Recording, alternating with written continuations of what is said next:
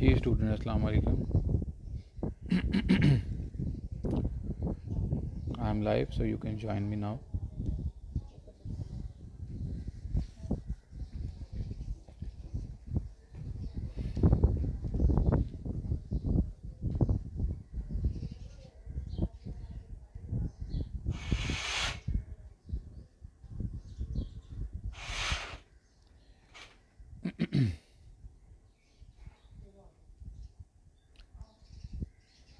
जी जैसे ही 50% स्टूडेंट्स होते हैं इंशाल्लाह हम शुरू कर देते हैं।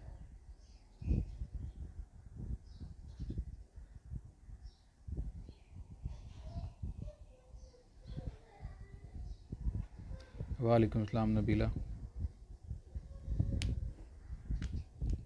आप लोगों को मेरी आवाज़ आ रही है?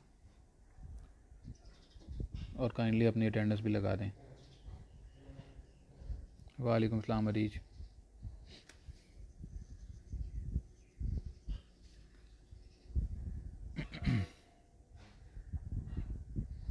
वालेकुम अस्सलाम मुकीत।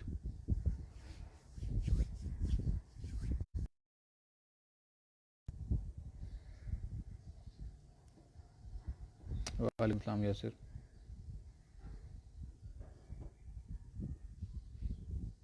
Thank you Areej.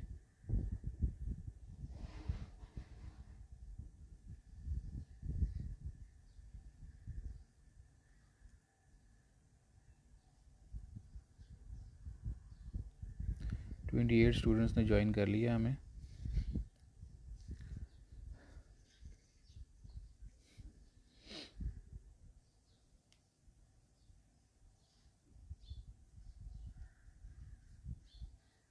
Thirty students ने ज्वाइन कर लिया हमें। जी होप सो। सबसे पहले तो आप सब लोगों को अस्सलाम वालेकुम। और इसके बाद होप सो आप सब जो हैं, आप सब की तबीयत माशाल्लाह ठीक होगी। और ये जो कोरोना की डिज़ीज़ फैली हुई है, आप सब इससे बचे हुए होंगे। और तमाम एहतियाती तदाबीरें आई गेस आप लोग इस्तेमाल कर रहे होंगे। अक्सर रख लिए बेटा, नीचे कुशन रखे हुए हैं, मैंने पहले से ही रखे हुए हैं। याद करवाने का शुक्रिया।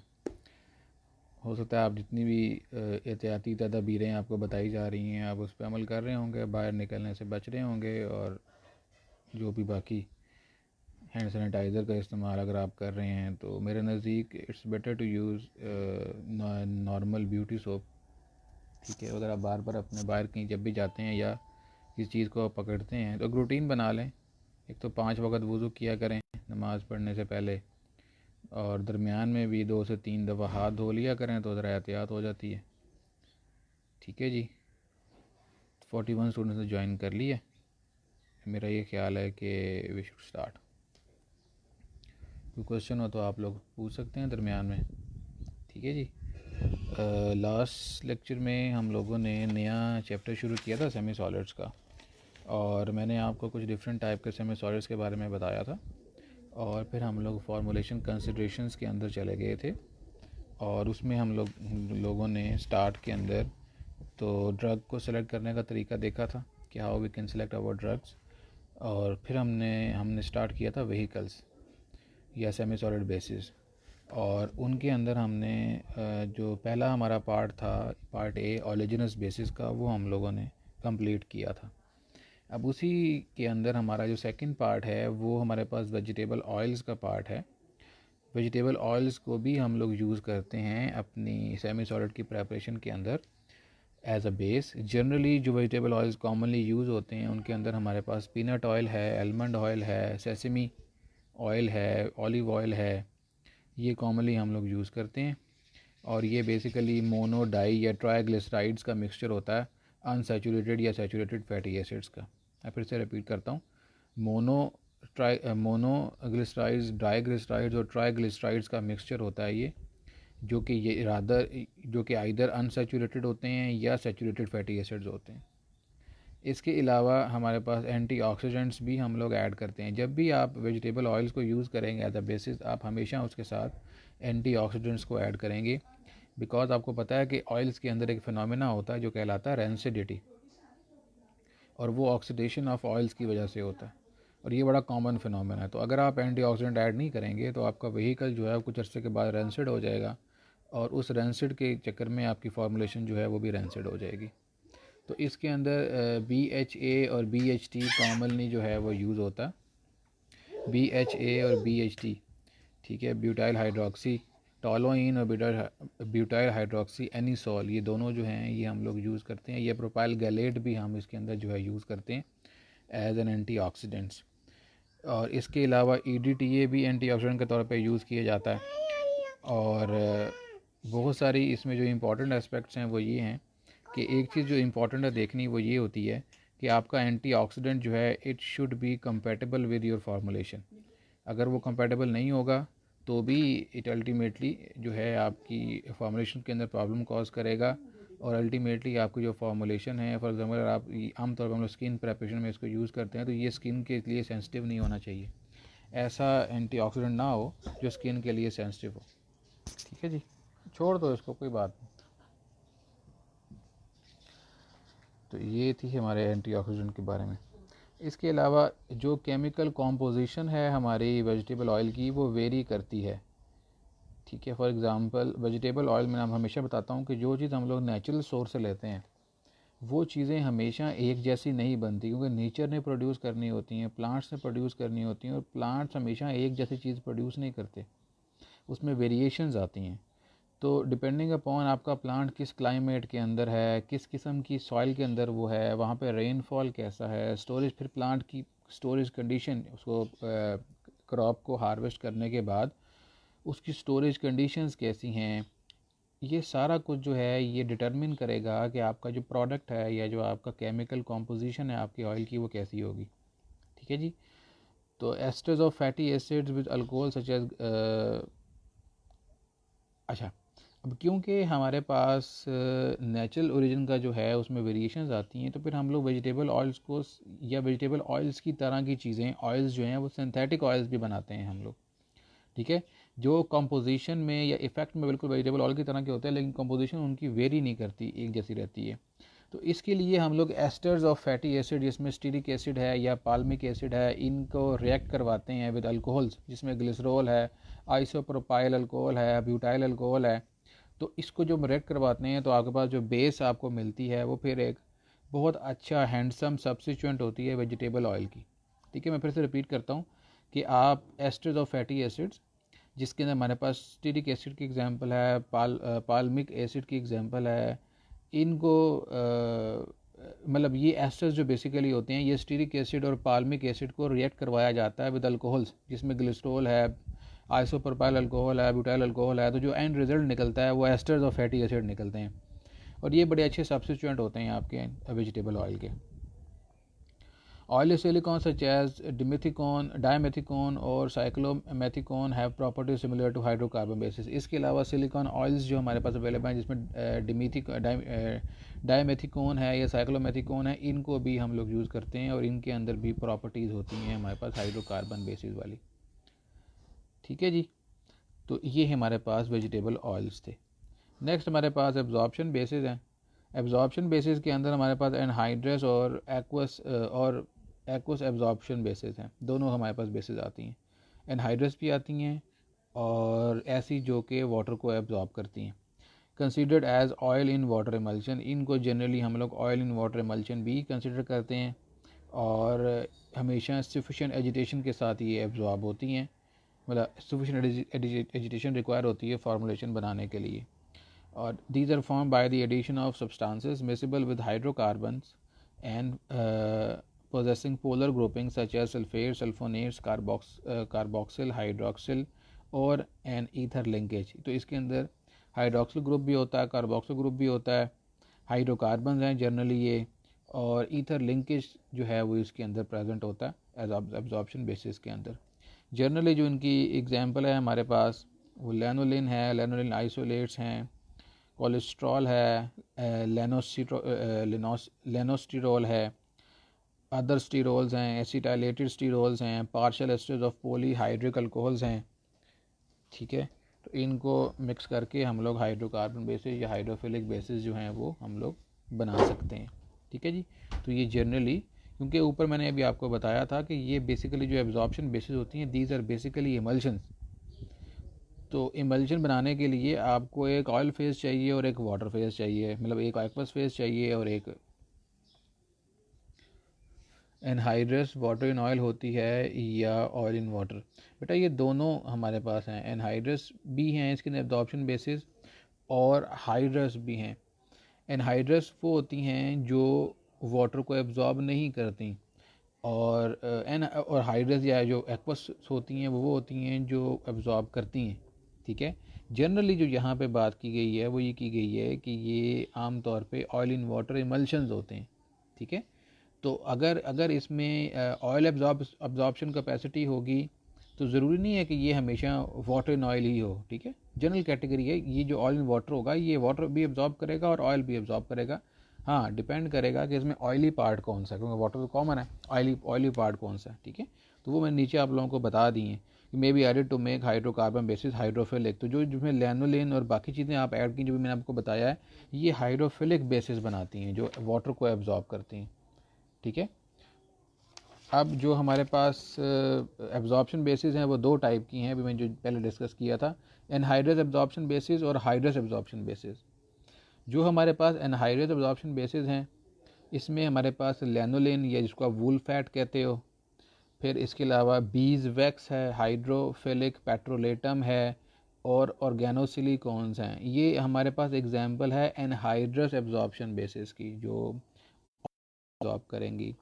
वेर एज जो इसी के अंदर फर्दर आप एग्जाम्पलीफाई करें, एनहाइड्रस लैनोलिन जो है ये absorb 30 to 50% of its weight of water. तो जो एनहाइड्रस लैनोलिन है ये ऐसी बेसिस होती हैं जिसके अंदर वाटर नहीं होता। ठीक है। तो 30 to 50% जो है वाटर ये एब्जॉर्ब करने की टेंडेंसी रखती हैं अपने पास। ठीक हो गया।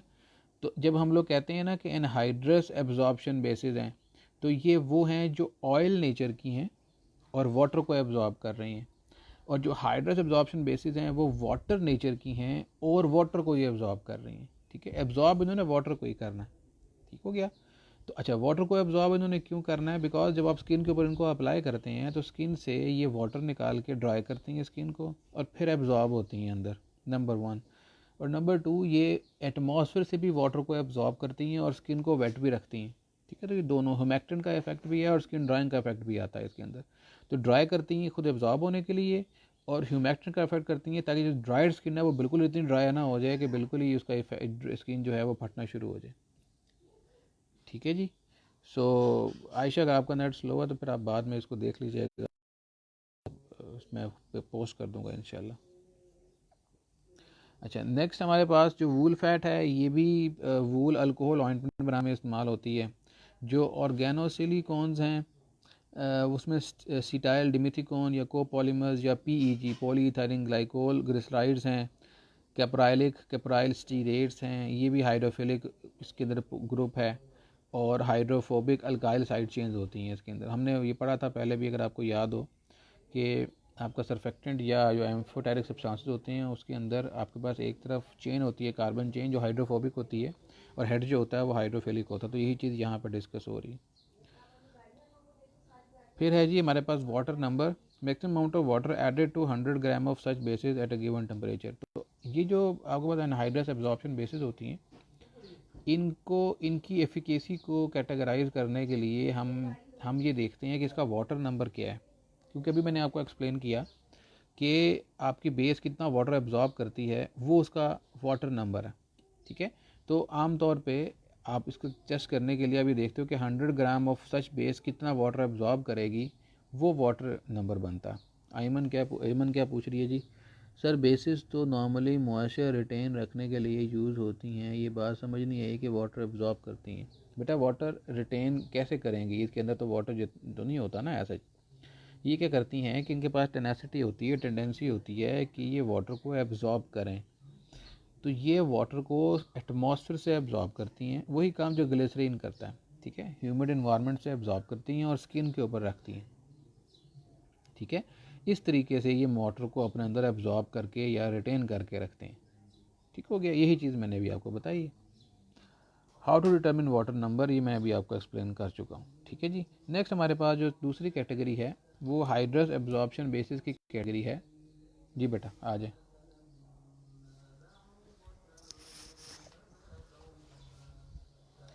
तो सेकंड हमारे पास जो कैटेगरी आ रही है वो कैटेगरी जो है जिबल बेटा, तो फिर आप चले जाओ, तंग नहीं करना पापा को। जो सेकंड कैटेगरी हमारे पास आ रही है उसमें हमारे पास हमारे पास हाइड्रस एब्जॉर्प्शन बेसिस हैं।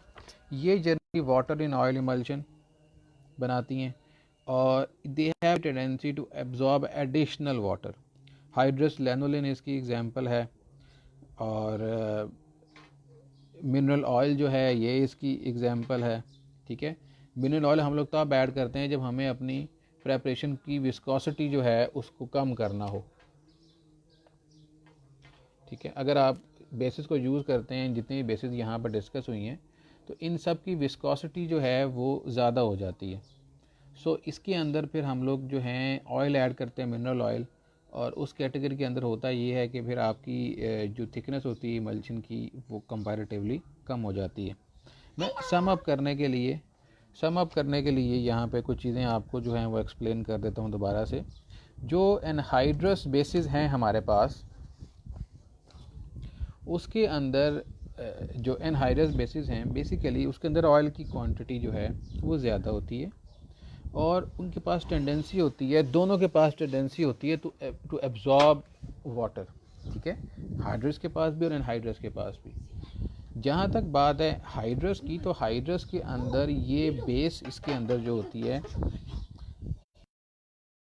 कि अगर मैं इसको विद रिस्पेक्ट टू इमल्शन बताऊं, तो जो हाइड्रस बेसिस हैं ये वाटर को एब्जॉर्ब करती हैं by making water in oil emulsion, ठीक है। क्योंकि बेसिस बेसिकली तो ऑयल है ना, और जो हाइड्रस हैं, जो एनहाइड्रस हैं, ये वाइस वर्सा बनाती हैं, ऑयल इन वाटर बनाती हैं। इसमें पहले जो है वो क्या कहते हैं इसको, जो एनहाइड्रस है हमारे पास वो ऑयल इन वाटर भी बनाती हैं, वाटर इन ऑयल भी बनाती हैं, लेकिन जो हाइड्रस हैं वो सिर्फ वाटर इन ऑयल बनाती हैं, ठीक है जी। तो इस तरीके से आप ये कह सकते हैं, या इन शॉर्ट अगर इमल्शन को हम लोग एक लम्हे के लिए यहाँ से निकाल भी दें, बिकॉज इमल्शन थोड़ा सा कन्फ्यूजिंग भी लगता है, क्योंकि बच्चों को ये लगता है कि जब हम लोग एनहाइड्रस या हाइड्रस की बात कर रहा हूँ तो हम शायद वाटर की बात कर रहे हैं, तो वाटर की बात नहीं कर रहे हैं। पहले एक चीज़ आप कॉन्स्टेंट कर लें कि आपके पास जो बेसिस हैं वो सारी ऑयल नेचर की हैं, ठीक है। और वो ऑयल नेचर जो है, कुछ ऑयल ऐसे हैं जो वाटर अपने अंदर रखते हैं, और कुछ ऑयल ऐसे हैं जो वाटर अपने अंदर नहीं रखते। फॉर एग्जांपल लैनोलिन दो तरह की आती है, एक एनहाइड्रस लैनोलिन आती है और दूसरी हाइड्रस लैनोलिन आती है। अब जो एनहाइड्रस लैनोलिन है, क्योंकि hydrous lanolin it has the tendency to absorb water, लेकिन वो एनहाइड्रस है, उसमें वाटर नहीं है, तो ज़्यादा वाटर एब्जॉर्ब करेगी। जो होता है उसमें सारा पानी निकाल दें, उसको पानी में डालें तो वो मैक्सिमम पानी एब्जॉर्ब कर लेगा, वो केस होता है। मेरा एक स्पॉन्ज पहले ही उसके अंदर पानी है तो वो उतना एब्जॉर्ब नहीं करेगा। तो इसी तरीके से जो हाइड्रस एब्जॉर्प्शन बेसिस हैं वो भी वाटर को एब्जॉर्ब करती है, लेकिन पहले से उसके अंदर वाटर होता है, ठीक है जी।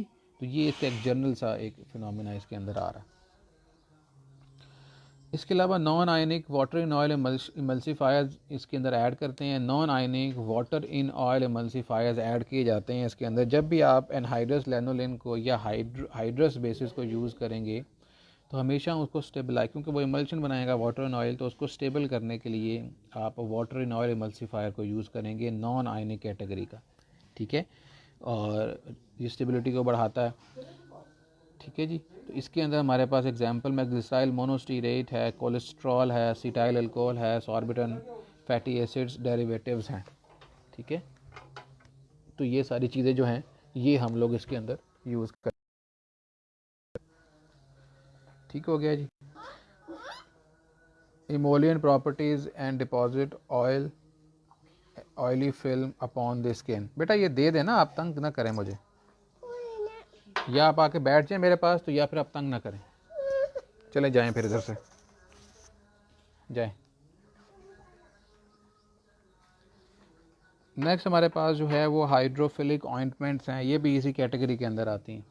अब हाइड्रोफिलिक ऑइंटमेंट जो हैं अगेन ये water in oil absorption bases हैं, ठीक है, और does not have lanolin and it's derivatives in the formula. तो जो इससे पहली कैटेगरी आपने पढ़ी थी वो बेसिस उसकी जो थी वो लैनोलेन थी, या हाइड्रस थी या एनहाइड्रस थी।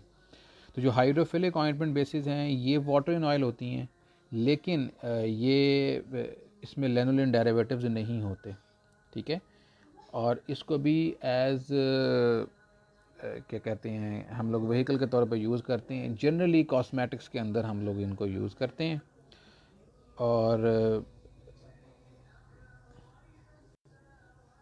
इसका एक प्रॉब्लम ये होता है कि ये ग्रीजीनेस जो है स्किन के ऊपर इम्पार्ट करती हैं ये चीज़ें, ठीक है जी।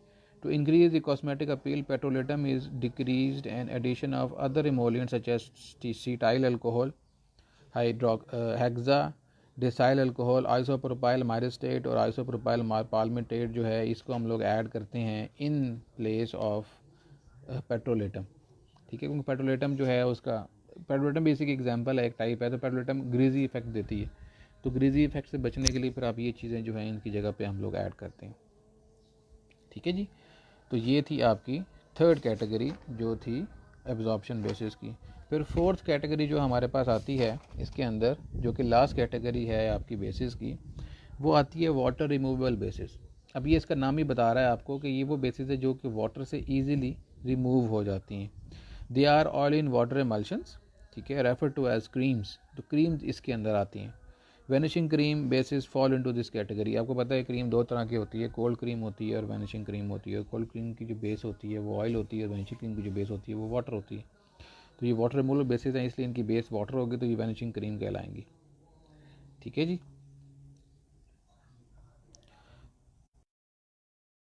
रिमूव कर सकते हैं क्योंकि इनकी नेचर ऑयल इन वाटर होती है।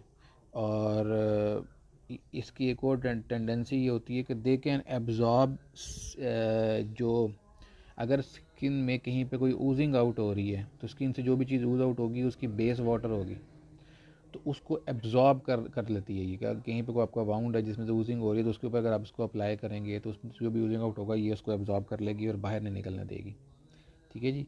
तो ये वाटर रिमूवल बेसिस जो हैं इसके अंदर इसकी टाइप होती है। और सॉरी ये लास्ट नहीं थी, सेकंड लास्ट थी। लास्ट जो हमारे पास है वो वाटर सॉल्युबल बेसिस हैं। ये जो थी वाटर रिमूवल बेसिस थी, और लास्ट जो है वाटर सॉल्युबल बेसिस हैं। Prepared from mixture of high and low molecular weight polyethylene glycol and macrogols. इसमें पॉलीइथाइलिन ग्लाइकोल्स जो हैं इनको हम लोग mixture high molecular weight polyethylene glycols और low molecular weight polyethylene glycols जो हैं इनको हम लोग मिक्स करके तो इन बेसिस को बनाते हैं। जो लो मॉलिक्यूलर वेट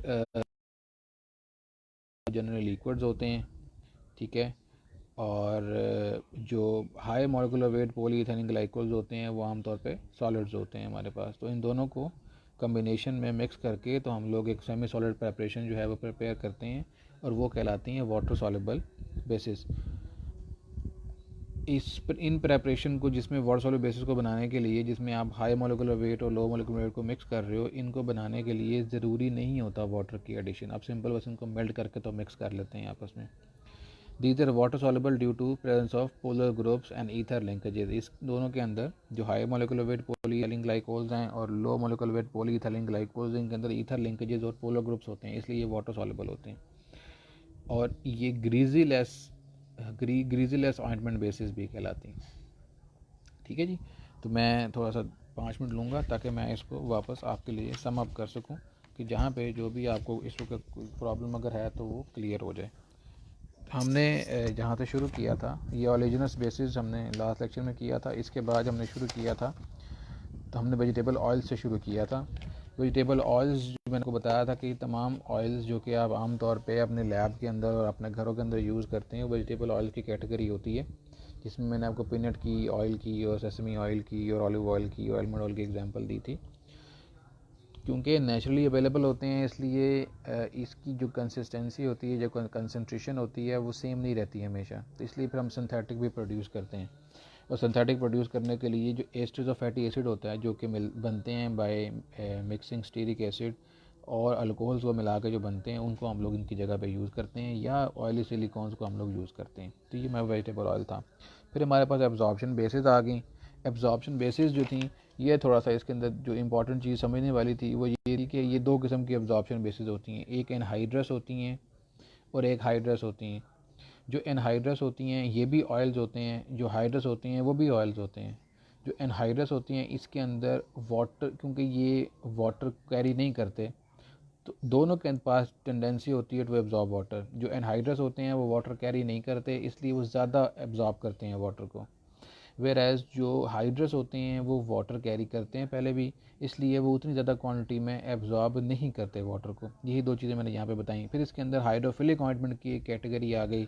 हाइड्रोफिलिक ऑइंटमेंट जो है उसके अंदर हमारे पास आम तौर पे कॉस्मेटिक प्रेपरेशन के अंदर इसको यूज़ करते हैं, और कॉमन एग्जांपल है वो पेट्रोलेटम है इसकी, कि ये हाइड्रोफिलिक होती है, ठीक है, लेकिन ये ग्रीजीनेस भी छोड़ती है आपकी स्किन के ऊपर। तो ये हमारे पास आ गई थी एब्जॉर्प्शन बेसिस की टाइप्स। फिर हमारे पास थर्ड फोर्थ कैटेगरी जो आई थी वो वाटर रिमूवल बेसिस थी, और ये वो बेसिस थी जो वाटर से इजीली रिमूव हो जाती हैं, और ये ऑयल इन वाटर इमल्शन बनाती हैं। अगर आप इनको वाटर में ऐड करें तो क्योंकि ये वाटर में मिक्स हो जाती हैं, इसलिए बड़ी ईजीली ये वाटर इनको रिमूव कर पाता है। और लास्ट कैटेगरी जो मैंने आपके साथ डिस्कस की थी वो वाटर सॉल्युबल बेसिस थी। जो वाटर सॉल्युबल बेसिस होती हैं ये पॉलीइथाइलिन ग्लाइकोल्स होते हैं, चाहे वो हाई मॉलिकुलर वेट हो या वो लो मॉलिकुलर वेट हो, ठीक है जी। सो इसके अंदर ये जो है मिलके तो आपके पास वाटर सॉल्युबल बेसिस जो हैं वो बनाई जाती थी, ठीक है जी। आज अटेंडेंस बहुत थोड़ी है, 45-46 के करीब लोग हैं, तो ये अच्छी बात नहीं है। और जहाँ तक आप लोगों को अगर ये फील हो रहा है कि जी शायद आपको ये छुट्टियाँ हो रही हैं, तो ऐसी बात नहीं है। जितना मुझे अंदाज़ा है तो आज नोटिफिकेशन भी आ जाएगा। कोई ऐसी चीज़ नहीं है कि छुट्टियाँ हम आप लोगों को देते हैं तो आपका सिर्फ तरह एक साल ज़ाया हो जाता है। तो वो ना आप चाहेंगे ना हम लोग चाहेंगे। तो जहाँ तक मेरा ख्याल है ऐसे ही क्लासेस, क्योंकि एच ने इजाज़त दे दी हुई है, ऐसे ही क्लासेस आप लोगों की शायद चलेंगी, और फिर पेपर्स के लिए आपको बुलाया जाए, माइट भी, ठीक है। या ये मेरा ज़ाती ख्याल है, मुझे कहीं से इन्फॉर्मेशन नहीं है, लेकिन मैं मेरा ख्याल यही है कि ऐसा ही होगा। तो अगर नहीं आता तब तक जो आपके लिए लेना कंपलसरी है, ठीक है। और ये 46 स्टूडेंट्स का होना ये अच्छी बात नहीं है। आधी क्लास है आधी क्लास नहीं है, तो इसकी अटेंडेंस मैं डेफिनेटली लगाऊंगा, ठीक है जी। तो कोई क्वेश्चन है तो आप लोग मेरे से पूछ सकते हैं।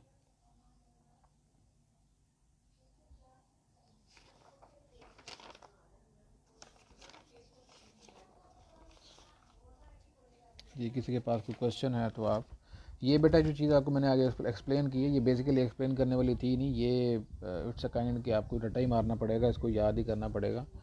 तो ये आपको एज इट इज़ ही इसको एग्जांपल के साथ याद करना चाहिए। असल क्लास बेटा 2 बजे शुरू होती है और आप 2:30 बजे आ रहे हैं, and this is not good.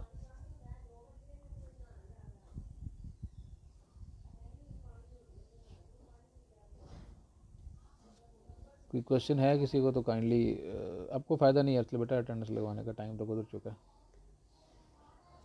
ठीक है जी। कोई क्वेश्चन है किसी को तो वो मेरे से पूछ ले, otherwise I am signing off. इंशाल्लाह कल मुलाकात होगी आपसे। कोई क्वेश्चन हो तो आप इसके बाद मुझसे व्हाट्सएप पे पूछ सकते हैं आप। Thank you very much. अल्लाह हाफिज़।